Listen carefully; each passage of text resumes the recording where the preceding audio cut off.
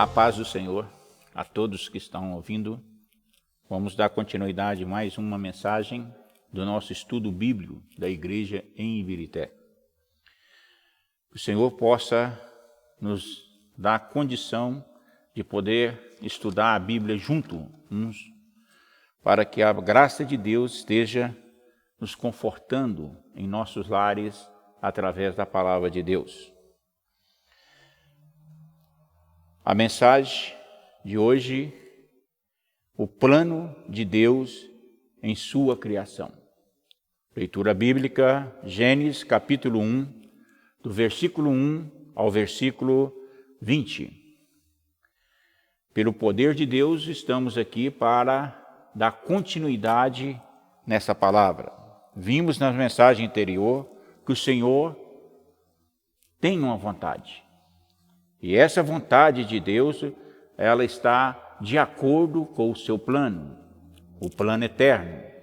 Mas também Deus tem uma vontade permissiva, que possa nos dar condição de estar servindo a Deus na condição terrena que somos, que quer dizer, pela sua misericórdia.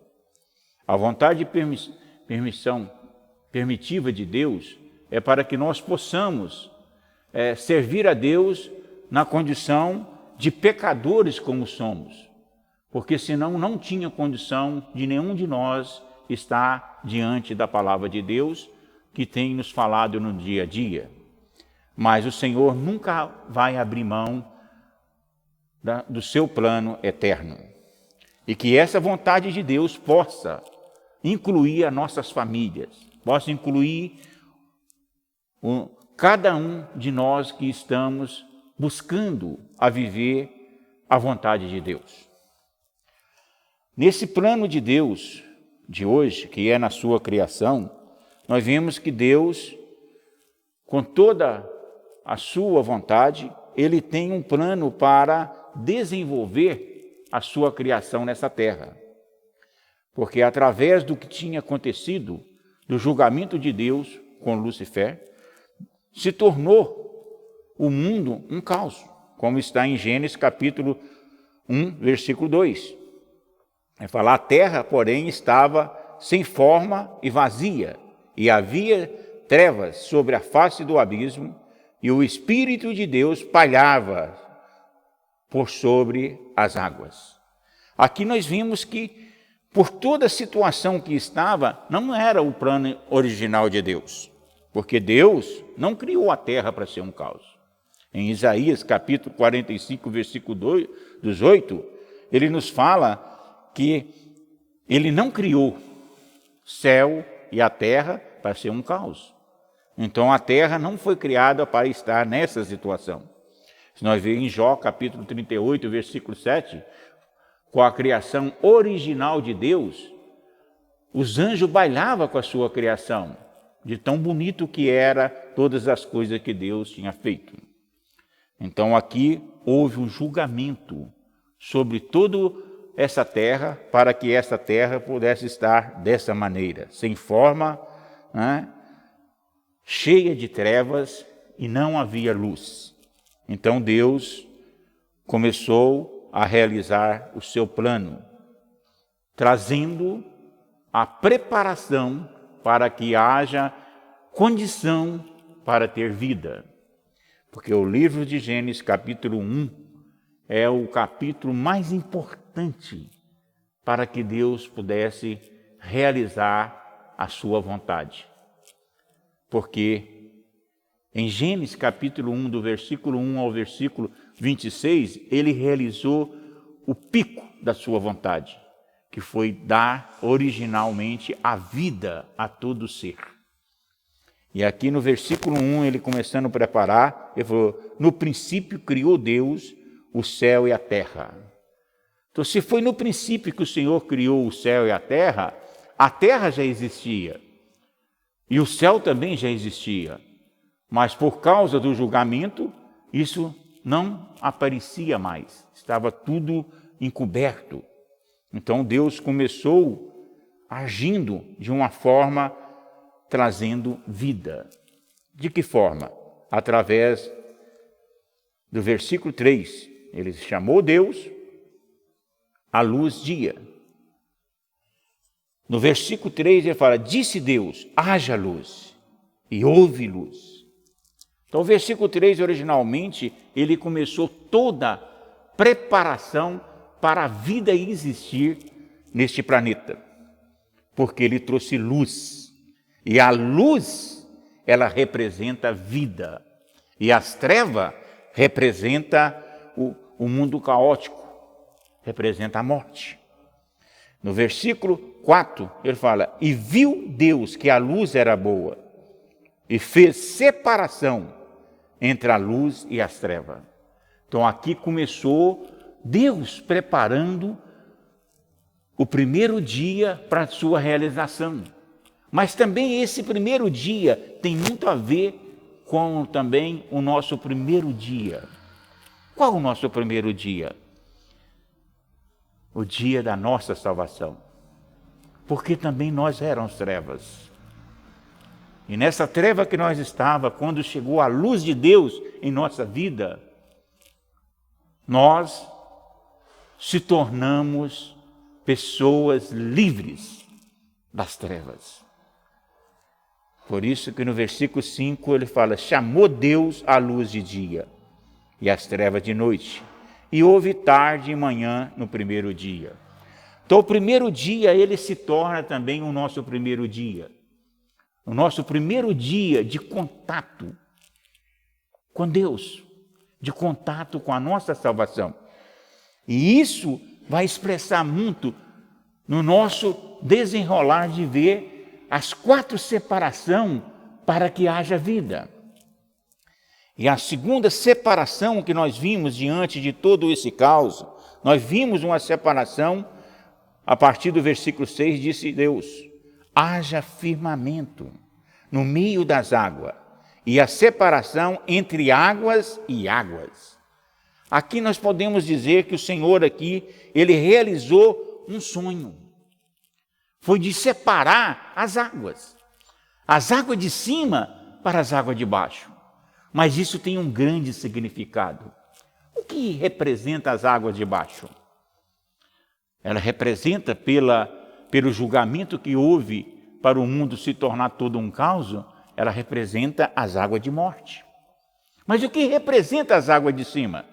Ela representa o céu. Ela representa onde nós podemos buscar vida a todo instante do nosso dia a dia. Por isso que em Colossenses, capítulo 3, versículo 1 e 2, ele mostra para nós que nós precisamos buscar as coisas lá do alto, para que nós possamos caminhar uma vida para com Deus. Mas temos as coisas da terra que vêm das águas da terra. E muitas das vezes essas coisas não são más, porque são também para a nossa sobrevivência. Mas nós nunca podemos deixar de enxergar que as coisas da terra são passageiras. As coisas da terra vão tudo se acabar. Mas as que vêm do alto são eternas. São o plano original de Deus, que Deus não mexe. O plano original de Deus, da sua vontade, é eterna. Ela começou no passado e não tem fim. Mas as coisas que nós, às vezes, gostamos e vivemos aqui na terra são passageiras. Por isso que representa muito o nosso dia a dia. Essa segunda separação, ela representa o nosso discernimento. O firmamento que está no meio, dividindo as águas, é o que nos eleva à nossa decisão de prosseguir na batalha com Deus. Ou leva também a decisão de eu desistir de Deus e buscar a minha própria condição terrena. Por isso eu preciso estar sempre alerto que Deus tem uma vontade. E essa vontade inclui a minha pessoa, inclui a sua pessoa, para que o plano de Deus seja completo. E podemos caminhar para o terceiro dia. No terceiro dia, vamos completar a leitura do segundo dia, né? No versículo 7, fez, pois, Deus o firmamento e separou entre as águas debaixo do firmamento e as águas sobre o firmamento. E assim se fez. E chamou Deus ao firmamento de céu. E houve tarde e manhã no segundo dia. Então, o cumprimento dessa leitura nos leva a ver que Deus tem a realização e que as coisas lá do alto representam as coisas do céu. E no versículo 9, ele fala, disse Deus. Disse também Deus, ajunte as águas debaixo do céu num só lugar. E aparece a porção seca. Aqui nós vimos que a representação dessa separação é muito importante. Porque Deus, em seu plano original, ele já tinha feito a terra. E já existia um céu. Porém, estava encoberto. E aqui nós vimos que essa separação de Deus das águas para a terra, que é o lugar seco, tem muita importância com a nossa vida. Porque as águas representam águas da morte, que foi juntada num só lugar, que deu o lugar como mar. Mas a terra, ela surgiu deste lugar. Então a terra representa a ressurreição. Ressurgiu de um lugar morto, que é as águas. E representa também como o terceiro dia a ressurreição de Cristo. Porque ele morreu e ressuscitou no terceiro dia. E hoje ele representa para nós como a nossa porção, como a nossa terra. Como está em Colossenses capítulo 2, versículo 6. Se você crer e tem realidade de quem é Cristo, e viver no Espírito, andai nele. Andai em quem? Andai na terra. Então a terra representa Cristo. Mesmo representando aqui em Gênesis a criação para todas as coisas, para que haja vida. Porque sem a terra, a ressurreição da terra, não tinha como surgir vida neste planeta. Assim também, para nós que cremos no Senhor, sem Cristo, não tem sentido a vida. Sem a ressurreição de Cristo, não tem sentido crer em Cristo. Mas Cristo ressurgiu para abrir o caminho, para que todos nós um dia podemos também ressurgir. Podemos ser transformados desse corpo e ter um novo corpo. No versículo 10 fala, a porção seca chamou Deus terra, e ao juntamento das águas dos mares, de água, mares, e viu Deus que isso era bom. A palavra mar. Quando falamos em mar, nós falamos em muitas águas. Mas também, quando falamos em mar, falamos também numa multidão de povo. Isso está em Apocalipse, capítulo 15, capítulo 17, versículo 15.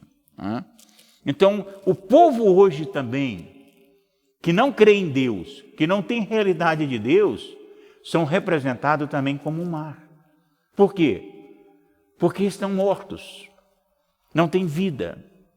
Mas quando ele recebe essa vida, ele recebe também a condição de poder ter Cristo como a sua única porção, de ter Deus como a nossa única visão, de ter a realização de um sonho que é de estar incluído nessa porção seca, que é o próprio Deus. E Deus tem esse plano para conosco. Deus faz de nós surgir a condição da vida, a condição de ter esperança. Então, por isso que o livro de Gênesis, capítulo 1, ele representa o início de todas as coisas. Na verdade, ele representa o início da vida, o início da esperança, o início da condição do crescimento da vida. No versículo 11 ele fala, disse. No versículo 10 ele fala, a porção seca chamada terra, é o juntamento das águas mares. E viu Deus que isso era bom. E disse, produz a terra relva. Então, ao terceiro dia na separação, e surgiu a porção seca, surgiu a primeira condição minúscula para a vida, que era a relva. Ervas que deem semente, e árvore frutífera que dê fruto, segundo a sua espécie, cuja semente esteja nele, sobre a terra. E assim se fez. E a terra, pois, produziu relva, ervas que dava semente, segundo a sua espécie, e a árvore que dava fruto, cuja semente estava nele, conforme a sua espécie. E viu Deus que isso era bom. E houve tarde e manhã no terceiro dia. Então, o terceiro dia, ele representa o surgimento da condição para dar fruto, para dar vida. Começando com a vida minúscula da relva, até chegar na árvore, que dê frutos. E que esse fruto possa ser semeado, possa produzir, possa ter condição de vida. Mas mesmo assim, com essa condição, ainda necessitava de crescimento. E o crescimento só podia acontecer através da condição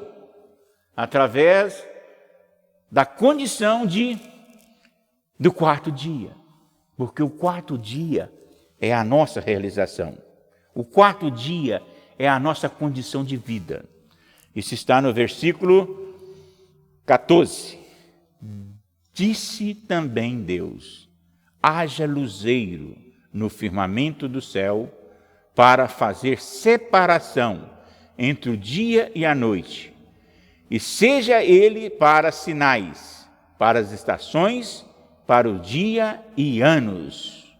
Então, aqui no versículo 14, Deus criou um luzeiro para dar forma. Mas se você vê, mas a luz não já tinha sido criada? Por que necessitava Deus criar outra luz? A luz aqui é uma luz para crescimento. É uma luz para que a vida que foi criada no terceiro dia pudesse crescer. E era para dar o quê? Para ser sinais das estações. Hoje nós temos, no caso, no versículo 15, e seja para o luzeiro no firmamento do céu, para iluminar a terra. E assim se fez.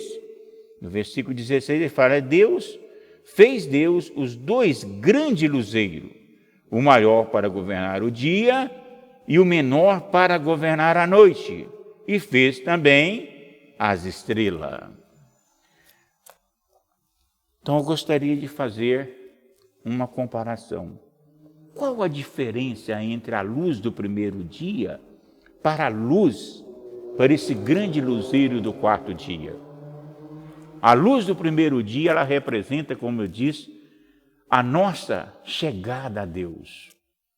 A luz nos trouxe perspectiva de vida ao crer no Senhor. Mas é a luz do quarto dia, que é o grande luzeiro, que representa Cristo, como está em Malaquias, capítulo 4, versículo 2. Esse grande luzeiro é para nos dar crescimento de vida, é para nos levar a estar mais junto de Deus. A luz do quarto dia é aquela que nos dá uma perspectiva do que é certo e errado diante de Deus. A luz do primeiro dia, ela me dá uma condição de ver quem é Deus e o que Deus é para mim e o que eu posso fazer para agradar a Deus, mas de uma maneira ainda muito abstrata, de uma maneira muito ainda percátila. Por quê? Porque eu sei o que eu não posso roubar. Eu sei o que eu não posso ser um assaltante para roubar com uma mão armada. Mas muitas das vezes eu levo para casa da firma que eu trabalho ou onde você trabalha no escritório um lápis, uma caneta. E para você isso não é roubo. Mas a luz do quarto dia é para nos iluminar que tudo é roubo. Não é porque um roubo grande é maior que o pequeno, mas é aquilo que agrada a Deus. Então a luz do quarto dia é para me iluminar, para que eu não faça nada que venha desagradar a Deus. E nós temos, e essa luz é para brilhar, é para dominar o dia. Mas nós também temos o segundo luzeiro, que é a lua. E o que a lua representa? Ela representa a igreja. A igreja no total. Porque a igreja, ela não tem luz própria. Ela precisa de Cristo. E a lua também não tem luz própria. Ela precisa de refletir o brilhar do sol. Mas a lua, ela tem um grande problema. Ela tem 4 estações. E qual as estações ela significa no nosso dia a dia? Porque mesmo eu, tendo Cristo como o meu grande luzeiro, como o dia da minha vida, eu ainda tenho a minha estação. Daquele dia que eu não estou bem, daquele dia que eu não consigo ainda viver a expressão da igreja, como lua cheia. E às vezes eu estou apenas representando a igreja como na minguante. Quando você olha para o céu, você só apenas vê um sinal da lua. Mas aí entra as estrelas. As estrelas também estão para iluminar. E as estrelas, ela representa individualmente cada um de nós. Mesmo eu estando numa fase que a igreja possa estar passando por uma fase difícil, como agora, que não podemos reunir juntos, que não podemos expressar o corpo de Cristo junto, abraçar uns aos outros, mas você pode brilhar sozinho. Individualmente, você pode estar falando da palavra de Deus. Você pode estar pregando o evangelho. Você pode estar sendo luz para a sua família. Às vezes você clamou tanto falta de tempo, e hoje você tem tanto tempo para falar de Deus. Mas qual o tempo que você tem usado no seu lar, na sua casa, nesses dias que você está em casa? É para ver um filme? É para curtir apenas o lado humano das coisas da sua vida? Não. Nós, como os filhos de Deus, que temos Cristo como um grande luzeiro em nossa vida, é para que nós aproveitamos este tempo para ensinar nossos filhos, para ter comunhão com a nossa esposa, para ter comunhão, mesmo de longe, com nossos vizinhos, com aqueles que podemos encontrar e mostrar que mesmo com toda dificuldade, Cristo está no controle. Não é nós que controlamos, é Cristo que controla. Para nós, em nossa visão, pode estar muito difícil, mas na visão de Deus, tudo está no seu plano, porque o plano de Deus não muda. A vontade permissiva de Deus muda, porque muitas das vezes, na vontade permissiva de Deus, Ele nos permite coisa, mas é pela sua misericórdia, não é sua vontade. Ele permite que nós conseguimos, às vezes, ter até algumas coisas, não por nossa condição própria, não pela vontade de Deus, mas para que Ele possa ganhar nós mais no futuro. Mas que nós podemos olhar para Deus neste momento e ver que esse tempo que o Senhor está nos dando em casa é para Ele. Não é para nós desperdiçar o nosso dia a dia com as coisas terrenas, mas é para que nós buscamos as coisas do alto e fazemos a vontade de Deus. Porque outrora nós era trevas, mas o Senhor nos tornou luz nesse mundo. Efésios capítulo 5, versículo 8 fala que nós era trevas. Quer dizer que hoje nós somos luz, como está em Mateus capítulo 5. É isso que Deus espera de você e de mim nessa terra. Por isso que esse quarto dia, ele precisa ter todo plano em nossa vida, para que podemos cumprir o teu propósito, cumprir a tua vontade e ser alguém que serve a Deus de uma maneira real, não de uma maneira apenas com compromisso terreno, mas com compromisso celestial, para que haja vida em nossa viver e podemos tornar pessoas melhores, que conta com a vontade de Deus em nosso dia a dia. Por isso que no versículo 17 fala, e os colocou no firmamento do céu para iluminar a terra. Você é luz da terra, para governar o dia e a noite, e fazer separação entre luz e as trevas. E viu Deus que isso era bom. Aí muitos possam dizer, puxa vida, então quer dizer que Deus não criou as trevas? Não, Deus criou as trevas. Em Isaías capítulo 45, do versículo 4 ao versículo 7, ele dá uma realidade do que ele criou. E ele criou as trevas. Mas ele é luz. As trevas foram criadas, mas Deus é luz. Então Deus é muito maior que as trevas. As trevas é apenas um símbolo. E se torna normal para aqueles que estão em Deus. Está para a vida de Deus. Em nome de Jesus, receba essa palavra para que você possa ter princípios, né? Para ter condição de viver a sua vontade no seu dia a dia. Amém? Glória a Deus.